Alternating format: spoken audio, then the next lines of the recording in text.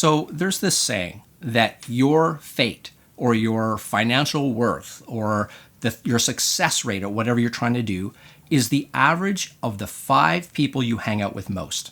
So I don't know about you, but I actually looked at my life and when I heard this and I started thinking about, is that true or not? And in my case, it was most certainly true. When I was getting into music production, for example, I tried to work with A-listers. I tried to hang out with producers and engineers who were better than I was. You're learning things from them. You're absorbing things. Like, it's not just about them telling you, for example, here's how you do something and you writing it down. I mean, you can get online and you can dig around and find stuff like that. It's more about the stuff between the lines. It's more about picking up the vibe or watching how they think about certain things or how they handle problems or suggestions they might have as an outsider to your situation. Those things are invaluable. So those aren't these empirical things you're going to write in a notebook. These are things that you just sort of soak in by being around people like that. But one of the biggest advantages are the opportunities that you wouldn't otherwise have. So, for example, we just kicked off the new class, or the song pitch, and my students got a brief today because we were looking for a song for a commercial that pays $100,000. And we did not have anything like that in our boutique library. So we just reached out to the students. We're not doing that yet with them. Later on, we'll be doing that. But we just sent it out to them and say, if you've got a song, this is what we need, and here's the brief. So we got some songs in, we made a playlist, and we saw today that the music supervisor downloaded the whole playlist. That's a great sign. No guarantees, we'll just wait and see what happens.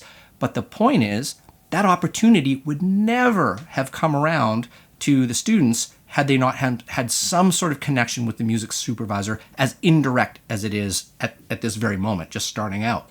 So when you're going forward, when you're doing the things that you're going to do this year, make sure that you try to think about, where do I want to go, and who are some of the people that are in that circle who I also identify with, that I can form friendships with, that I can bring something to the table with them.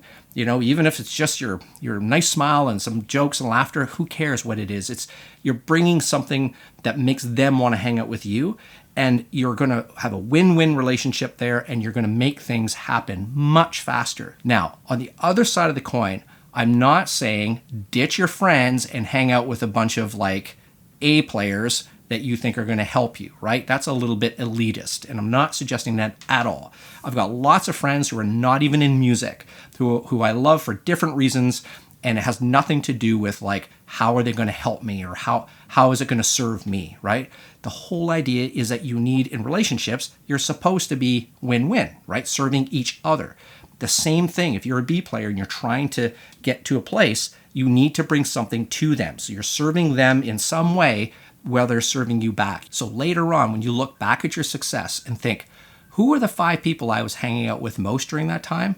You may be surprised.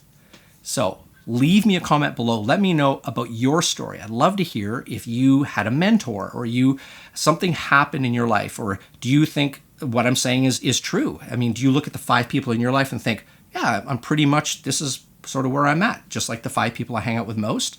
Leave me a comment below. I read every single one. I respond to them all, and I'll see you on the next one. Bye-bye.